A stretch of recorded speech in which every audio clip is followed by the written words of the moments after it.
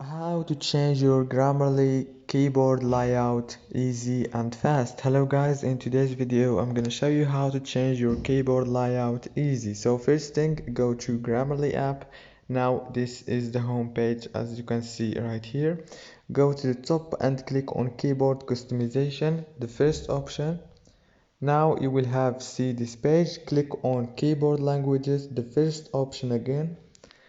And as you can see, now all what you have to do is click on the language that you have on your keyboard, and now choose your keyboard layout as you want. There's many options, as you can see, many options.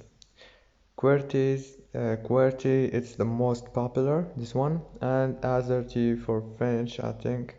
There's many options here. Choose the one that you want by clicking on it, and it will be updated. If this video was helpful, please don't forget to like and subscribe, and thank you so much for watching.